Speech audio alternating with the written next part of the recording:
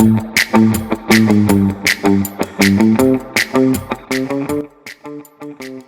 to the NEREJ NYREJ podcast. I'm your host, Rick Kaplan, and my guest today is Richard Pierce. He was the president of Housing Management Resources, an affordable housing management company headquartered in Quincy, Mass. And after 22 years, Richard has just retired. Good morning, Richard. Good morning, Rick. How are you this morning? I'm doing great. How are you? Doing remarkably well. That's Should have great. done it years ago. So you've had a lengthy career. I mean, you've even been in politics somewhat. Tell us a little bit about your journey. Well, it went by awfully quickly. I'm surprised that we're here today discussing it, as a matter of fact. Well, in college way back when, I was a political science major, always interested in the governmental process. So that seems to have followed me throughout my career in some capacity or another, and was an intern back in the 70s in the office of Congressman Joe Moakley, then congressman from South Boston. And I was able to work in his Washington, D.C. office. And that was quite an experience for a young college student to be right in the heart of government back in the days. That was in the more simple days of the Watergate scandal, the good old days, when things were much different in government back then. And then upon graduation, went to law school, New England School of Law in Boston, and worked in various capacities in state government through the law school, and thereafter I was, as a matter of fact, in the Secretary of State's Office Elections Division, which was an interesting, again, more simpler times during the election process, and seeing that from the state level. From there, I became counsel to the then Executive Office of Consumer Affairs. It was then one of the governor's cabinet offices. It has since been downgraded, and the agencies have been dispersed throughout state government. But the Executive Office of Consumer Affairs was responsible for overseeing the different regulatory agencies in the Commonwealth: Department of Public Utilities, banks, insurance, the State Racing Commission, and the different licensing boards, the plumbers, electricians, medical boards, and the like. And I was this general counsel and assistant secretary of the Office of Consumer Affairs back in the 80s. From there, I did a 180 transition from consumer protection, became the government affairs manager, the lobbyist for the South Shore Chamber of Commerce based in Quincy. During that time, got married. I'm from Peabody, my wife's from Quincy, and we compromised and moved to Quincy. And great compromise. a good compromise, as a matter of fact. And became the lobbyist for the Chamber of Commerce. And from there, I segued into a local company that became real estate developers and developed some properties in the South Shore and the greater Boston area. And that led me to affordable housing, of all things. So my service was always in the public domain in one capacity or another. Well, actually, that's a great career. Going from politics to affordable housing. It gives you a little insight on what's going on in the government for your affordable housing background. That's correct. And affordable housing, of course, is very heavily regulated. So the governmental background helped me navigate the regulatory waters in affordable housing as well. So, in your opinion, you've been in the affordable housing market for quite a while. So in your opinion, how do you think it's progressed? Has been going in the right direction, or has it gotten a lot worse over the years? It's a good question. If we had a couple of hours, we could expand on it. But I'll give you the snapshot. It's progressing along in that when it began, affordable housing has an interesting history. It was more of a reaction to various wartime incidents when, going back to World War I, World War II, when the veterans came home from the wars and needed housing. So if you go back to the history of the creation of affordable housing, always in response to veterans' needs, and it evolved to just economic needs as well and social. So we've transitioned from public housing, from military housing to public housing to the private sector's involvement. And that's where you remember in the 70s, we've had the concentration of affordable housing, unfortunately, developed into the slum, and a lot of buildings had to be demolished. So in response to many of the problems relating towards that concentration of housing, the low-income housing tax credit program was enacted in the mid-80s to encourage more private sector development and more of a buy-in in the affordable housing industry. And that has revitalized the affordable housing market and enabled residents to have more safe, secure housing, because the developers have skin in the game with the implementation of the tax credits and the obligations to make sure that the properties still comply with those requirements. So it is progressing.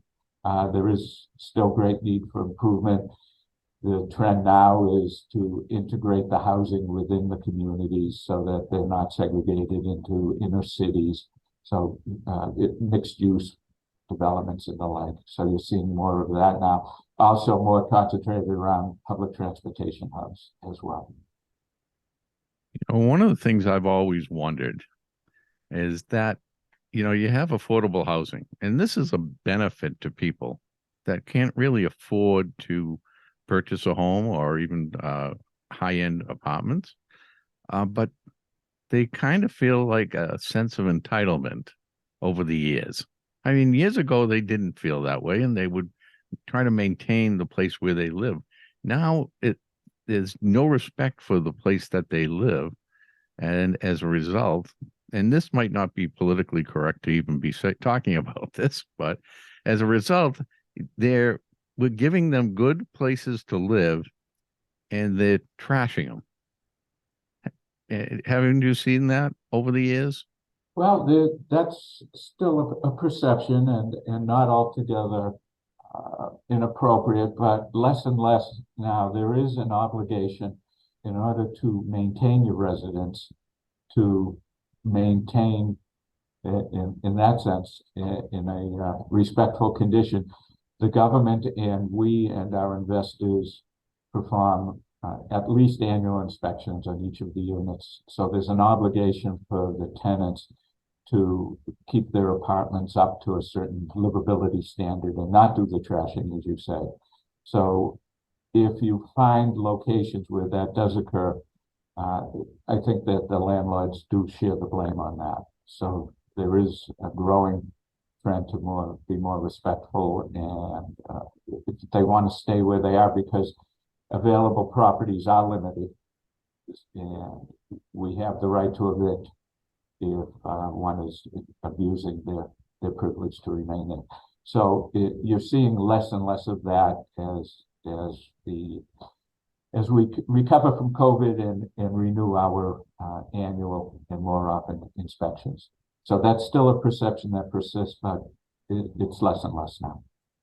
Well, that's good to hear. I love to hear things like that, because we need a program for affordable housing, and it kind of is it defeats the purpose when people don't have the respect for where they live. And Right. I think that they need to put something in place that will maintain those properties so those people have a decent place to live. Absolutely. And for every tenant, we have a waiting list, and we have others who would want to move in, so they've learned to respect where they live. Absolutely. Well, I'm glad to hear that. Our government doesn't, they have the right intentions always, but it doesn't always work out the way they plan it to. So being in government in the past, you probably saw quite a bit of that. Oh, absolutely. There's sometimes, there's a distinction between enacting the legislation, creating the regulations, and then complying with them. But I have to say that, I've seen some of the new affordable housing that they've been building. Some of it is gorgeous. I mean, I would consider it luxury apartments or even luxury condominiums that they're building. It, that's that's something that's is like up and coming, for Well, affordable luxury housing. is in the eye of the beholder, and why should not the housing be maintained and look not like affordable housing? Why should we have two standards? And if the individual can afford a percentage of their income to pay the rent, they're entitled to good quality living as well. And also, it maintains, as you said earlier, the perception of damaging the property. If it looks good when you move in, people tend to maintain it better. What was that back many years ago? The so-called broken window concept, I believe, was in New York. One of the mayors clean up the broken windows, and the property starts looking good, and people then tend to be more respectful of their environment. Okay, now I'm going to ask you the big question to describe the difference between workforce housing, affordable housing, subsidized housing. We have so many different names for it. Right. Well, they're all pretty much the same. The buzzword now is affordable housing, and basically what that means is that the rent is restricted so that the rent is affordable for those who otherwise could not afford to pay market rent. And workforce housing is a trend whereby individuals have jobs, they are employed, but may not have sufficient income to rent a market unit apartment, or not sufficient income to buy a house. So that in order to provide available housing, there are set asides to the number of apartment units within a project in a property. And as a matter of fact, project is an old archaic term back in the HUD subsidized days that you would call it a project.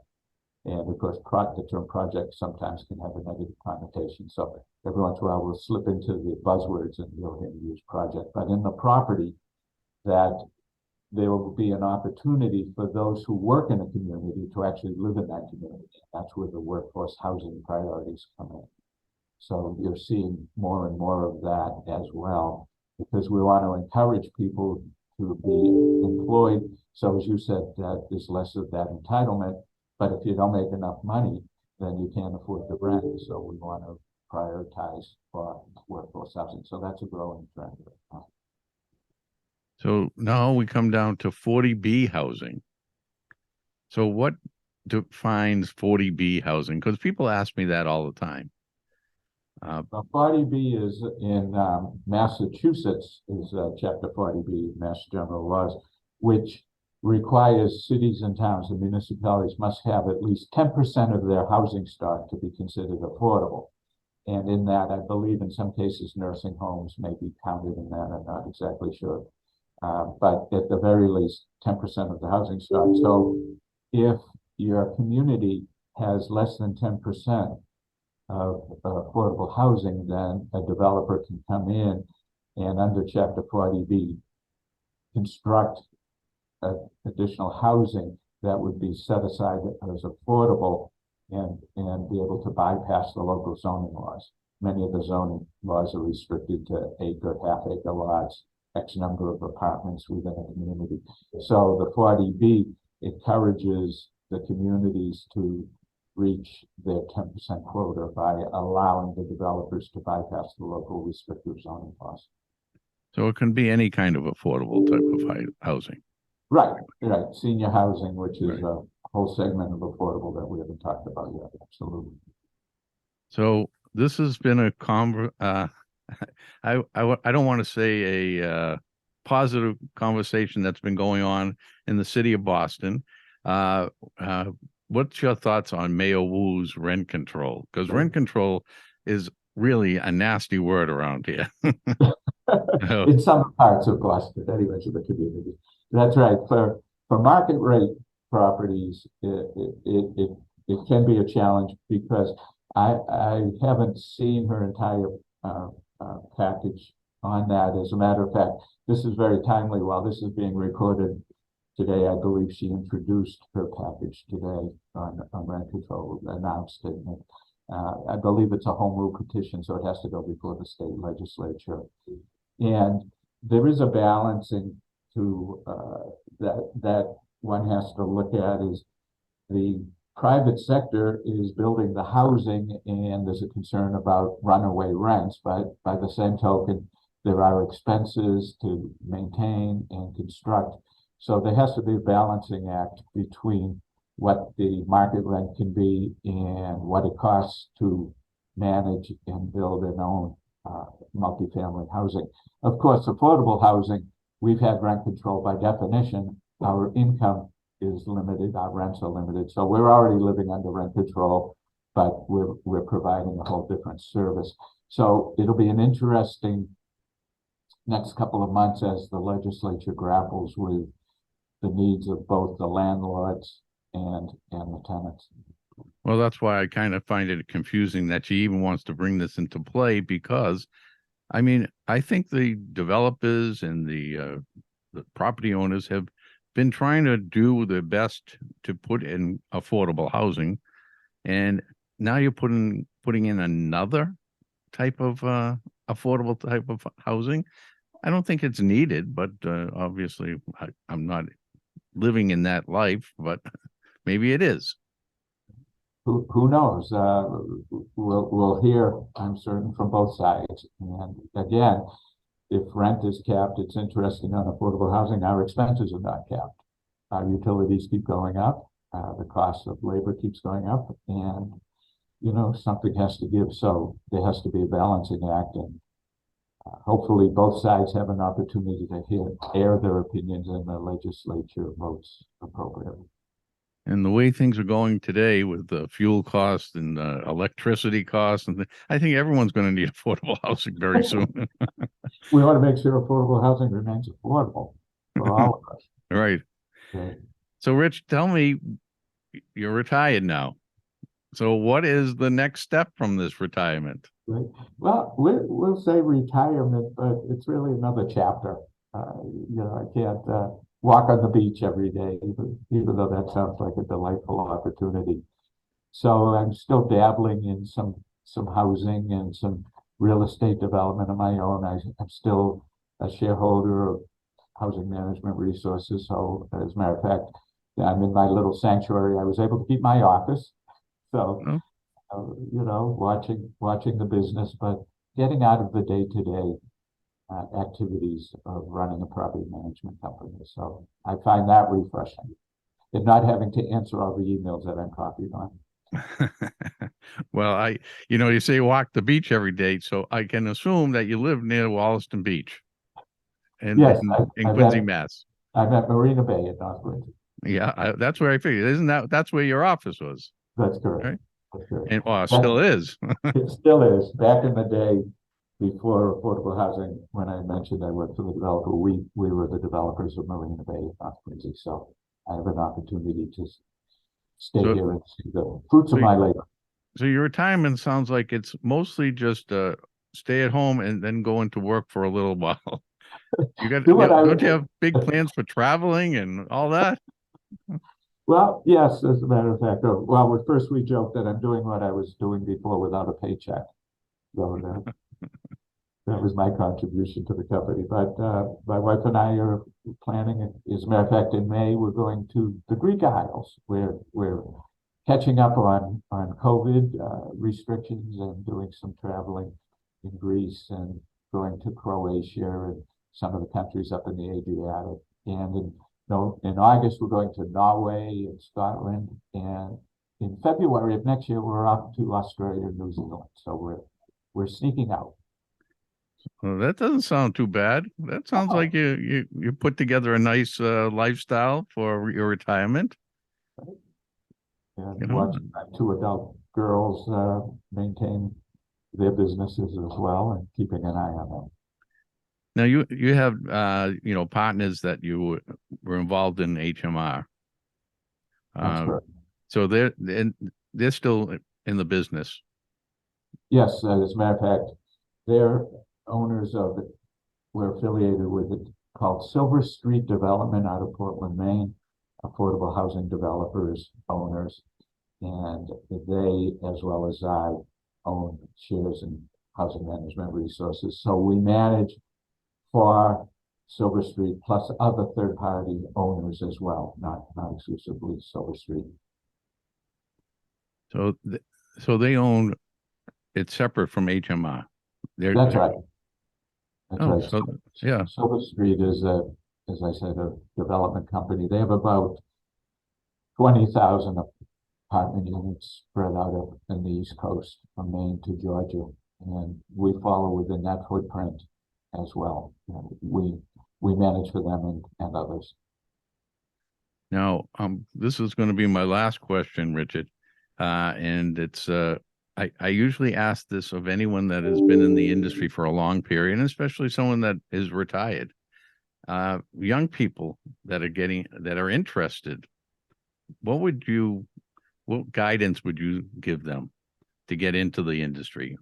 Well, I think it's a fascinating industry to get into. I fully recommend it. As a matter of fact, that's one of our greatest challenges.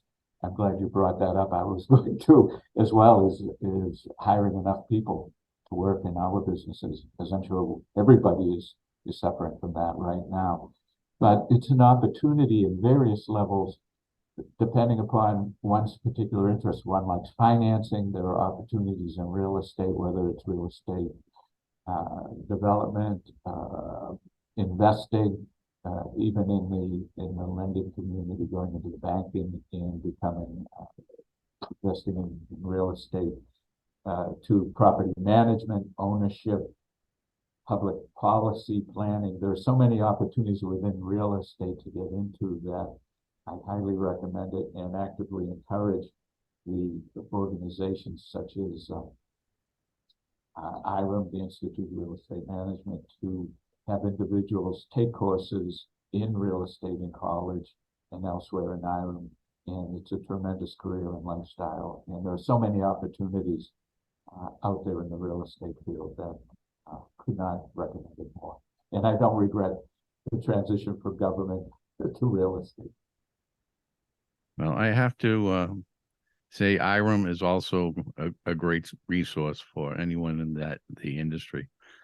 I've been going to their events and covering a lot of stories with them for many years, and I think they're a great organization, especially the Boston chapter, which I'm sure you're involved with the Boston chapter as well.